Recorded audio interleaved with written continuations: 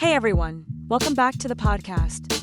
Today, we're joined by Albertomaria, a sustainability expert with a background in supply chain management. We're diving into the evolving world of corporate sustainability, the challenges of balancing business goals with environmental responsibility, and how companies can navigate the gray zones of sustainability. Alberto also shares insights on managing Scope 3 emissions and increasing transparency in supply chains. It's going to be a great episode. Let's jump in. So, first of all, could you please present yourself for the audience and tell us about your journey into corporate sustainability? Sure. Well, I am Alberto Maria from Milan, Italy. Let's say I have a background as a civil engineer, so very far from sustainability, first of all. And then basically I started working more in management rather than engineering, and shifted towards, let's say, what is so-called supply chain. That's like this big area of the companies that is pretty much unknown, but also very well known because it's important, relevant core. And since I would say probably a decade, maybe, it's very related to sustainability. So basically, one of my first work experience after a couple of years in management, consulting, and others was like a startup in food retail. And during that experience, I was working in, let's say, building the supply chain of it. And I had no experience in food. So my first question was basically where the food that is in my fridge come from. So from that question, I tried to build on it and to understand that that was not just my question with the fridge, but it's like a question that the industry had within their warehouses, basically. So I started to realize that there was more rather than price, quantity, quality related to purchasing and to, let's say, manage the ingredients or the products in a retail.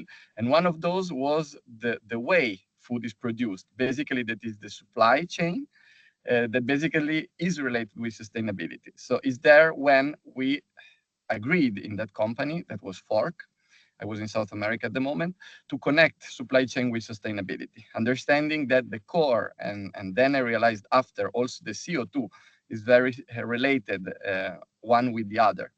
And so that was like the beginning of my journey in the supply chain, in the sustainability management.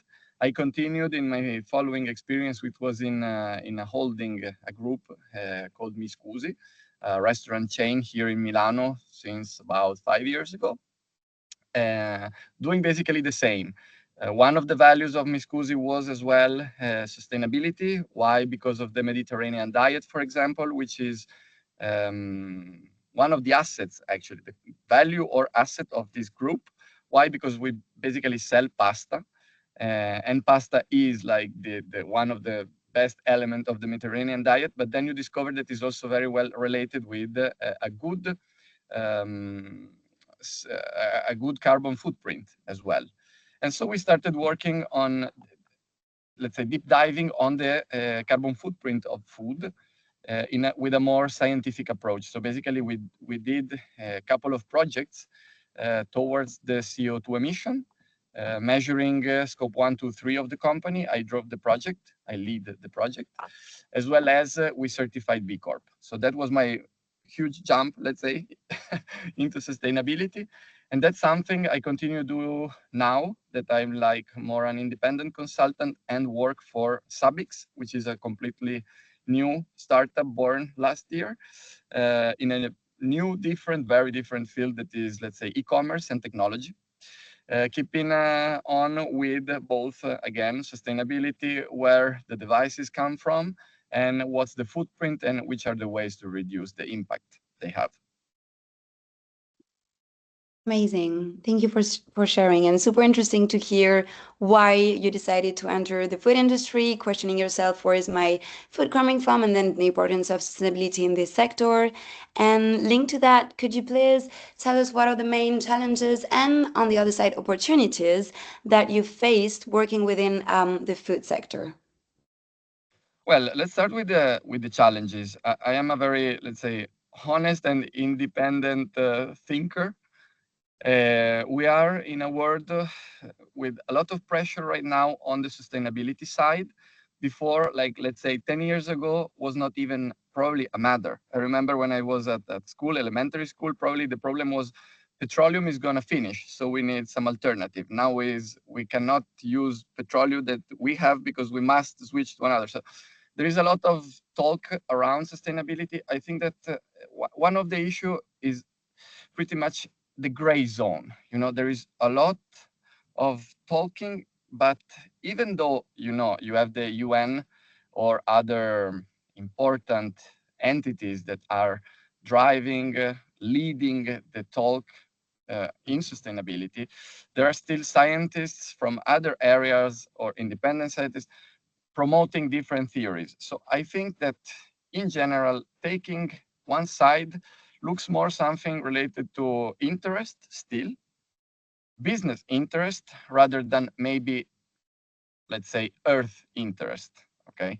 So I think that the problem itself is not pretty much defined. You know, we are told it's evident that there is less snow in the Alps.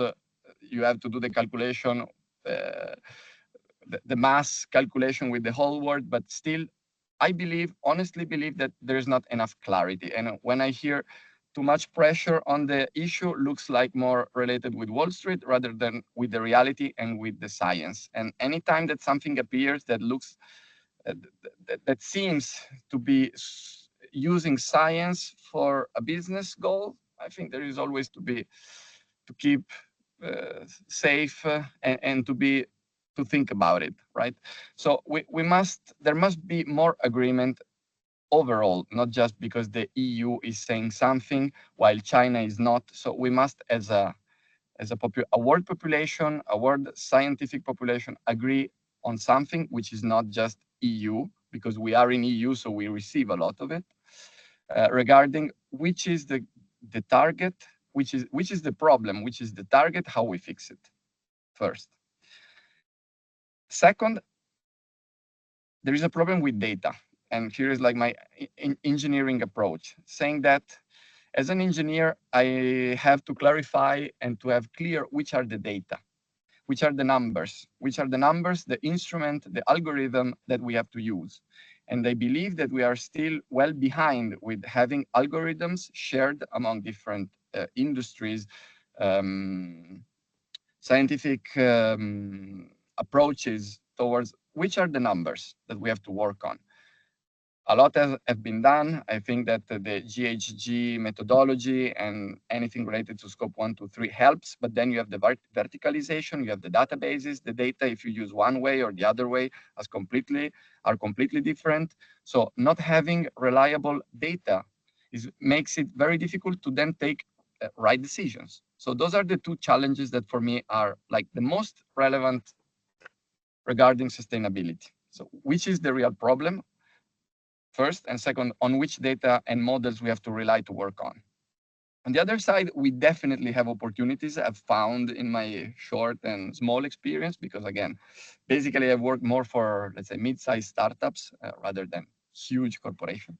But what I've seen is that there are two very good elements to, without numbers and without clear goal, work towards sustainability that is also more transparency. One is, especially food retail is very simple because ingredients are a lot, but are also limited compared to, for example, technological devices or other products that includes thousands of ingredients, or let's say sub-products. In this case, in food retail, it's very easy to work on. Let's say oil is one ingredient. It's supposed to be one ingredient at least. So I think that the opportunity is the supply chain of food retail, even if it's pretty challenging, is also pretty simple. So it's easy to work on it first. And second, it appears weird, but in many cases, I realized that reducing the intermediation within the supply chain, at the end, what you get is cost saving opportunities. So you realize that cost and CO2 emission can go together. I'm not saying that they are always going together, actually not, but you have occasion where they do. Yeah, really cool. I really like the gray zone term you used, and it makes sense in both what you said. It's hard to define the problem and have a clear answer, and the fact that we're having issue to have reliable data is also kind of keeping that gray zone that we all have in when we think about sustainability, and it's hard to define it and have a clear answer. But yeah, that makes sense that for food, the fact to having like ingredients that are clear and that you can more define makes it easier and as an opportunity for the food sector. So yeah, thank you. And you just mentioned as well that you've been working on more middle-sized startup and different sizes of companies. So having worked in different environments in terms of company size, can you discuss the differences in sustainability priorities and motives in terms of reporting in different setups and different sizes in yeah, for companies? Yeah, again, I basically have more experience, direct experience driving startups, building supply chains in startup. Even though I do have relations, partners that are large corporation and interaction with them. So let's say, let me give you my point of view on what I've heard about large corporation. Uh, Starting from there, I think that priorities are mainly driven by regulation. I think that in general, it's more about compliance, it's more about regulation, it's more to adapt, a huge bus, a huge truck moving towards what is required to. Unless you are modifying or you have to change the core of your company. Let's say extracting oil company probably has different challenges compared to other types of companies that might be courier, for example. Freight is different, right? But basically, I do believe that priorities are given by the regulation. In terms of, you were asking also reporting, I guess is basically driven by CSRD right now. So anything related with CSRD, at least in Italian environment and probably European as well, is very well related with that. And I think that CSRD helped pretty much understanding and giving a scheme to follow to report properly anything that has to be reported in terms of what you are doing for sustainability. In the world of startups is pretty much different because you start from scratch. So basically you try to be, of course, as already within the regulation, and generally understanding that startups are related with new generations, you have a more safe approach with the world, and generally it is already within the core values of the company that you are building, sustainability, as well as the will of the management, of the leadership, of the CEO, as well as the funds that you receive must be already related with sustainability. So it's something more inside the people from the beginning, and that helps to do everything towards, let's say, some goals of sustainability.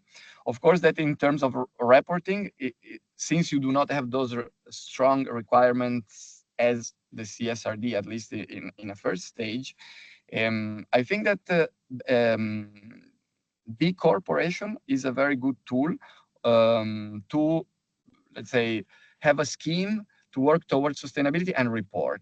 So the sustainability report as well, with, let's say, the scheme, the BIA of the B Corp assessment, are two very good tools to report what you're doing in sustainability with a proper framework and comparable framework as well.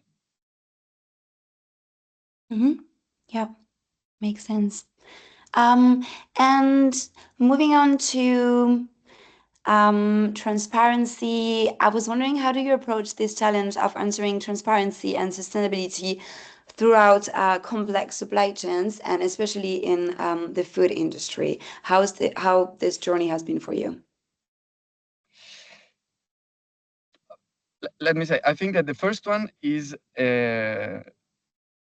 transparency. Transparency itself is a value that is not very well identified generally in the food retail nowadays more, after COVID, probably even more, after the problems with the war, especially in Europe, with the Brexit and so on, and now with problems with imports as well, um, has taken relevance within the scope of the supply chain. Um, Regarding how to make it more transparent, first is about tracing. So you have to clarify where the ingredients, where the products you buy, you purchase come from. And that's not enough to have, let's say, an invoice, because you have to go deep. You have to go deep on the raw materials, where they come from, which documents prove that those ingredients come from where are told to come from first. And once you have clear this traceability on the products, you have to work on disintermediating. So basically, removing actors within the supply chain helps to make agreements with, for example, um, the primary sector that is growing the raw material on the lands, or in general, who's really adding value to those products and not to those that are just making products together and give it to you, removing transparency. So let's say that disintermediating and tracing are the two elements that for me helps to ensure more transparency, which is a more sustainable product. Um, Second, I found that it's very helpful to share this with your partners. It's not like a war. Sharing what you need, having an open mind approach, um, helps to go towards the goal. You realize who's on your side and who's not. That's already a starting point. And then when you realize who's with you, it's easy to define a project together, um, targets and goals to reach towards a more traced and transparent supply chain. So agreements with partner, because supply chain is a lot of inside, but also outside. So it's a lot of partner outside. So making agreement with them and helping and working together is very helpful. Yeah, seeing transparency itself as a value, as you said, instead of as a constraint, and realizing that it's going to help you and your business as well, and not just something you have to do and be transparent to be transparent, but like realize that it's a value and you're gaining from it. That makes sense. You already mentioned a little bit about Scope 3 emissions. So I was wondering, how do you assess and manage Scope 3 emissions in the food, retail, and production sectors? So let's say that first of all, there must be some carbon footprint analysis. Of course, you have to start from there. However it is, database or not, you must have some numbers to work on. Then once you have, you can prioritize, because there is a lot to do. So if you just have a number, you can't do much. When you have different numbers, and when you have, again, traceability, you can realize where to take action. So prioritizing after having clear numbers is the starting point. Then the tool that I actually used to better understand and then take action is due diligence. Mainly external due diligence, but also internal. Why? Because sometimes our operations that you have inside your company related to Scope 3. And sometimes, or let's say always, you have to assess your partners outside to better understand if there are gaps that you have to fix and opportunities that you can take. So first is, again, prioritize. Second is due diligence with them to understand and to open a bit this relation towards sustainability. And then is take action. So define an action plan, to not put too much, go towards the 80-20 approach, and try to fix what's really relevant to reduce the impact on Scope 3. Yeah. Mhm. Thank you. And then I have a little bit more of a general question to end this interview. What emerging trends or technologies you see shaping the future of sustainability in the food sector and related sector? Anything you're excited about in terms of trends and technologies?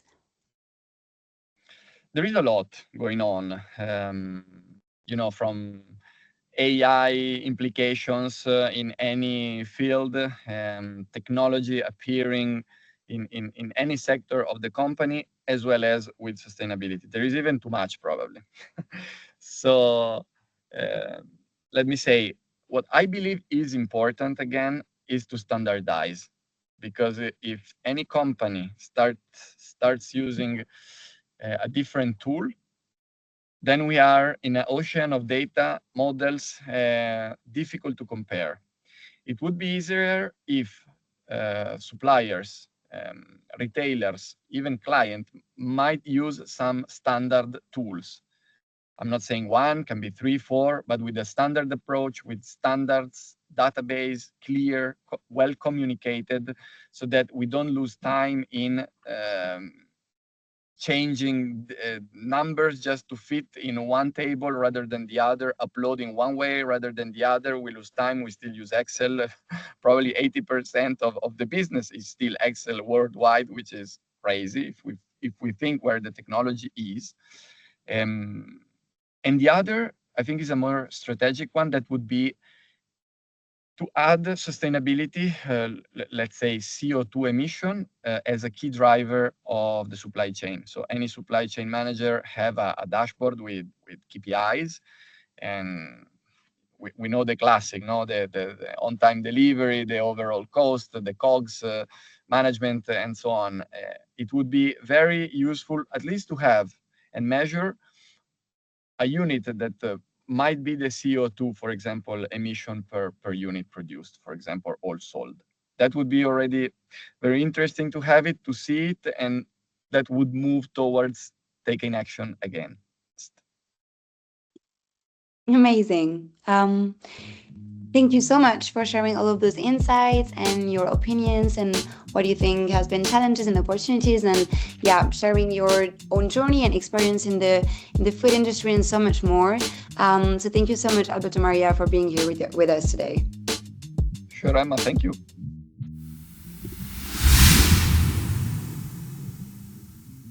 That's it. Thanks for listening.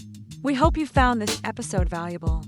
If you're looking to take your sustainability reporting to the next level, visit footprintintelligence.com and explore how AI-powered platform can simplify your sustainability management. Stay connected with us on LinkedIn for the latest insights. Have a great day, and see you next time.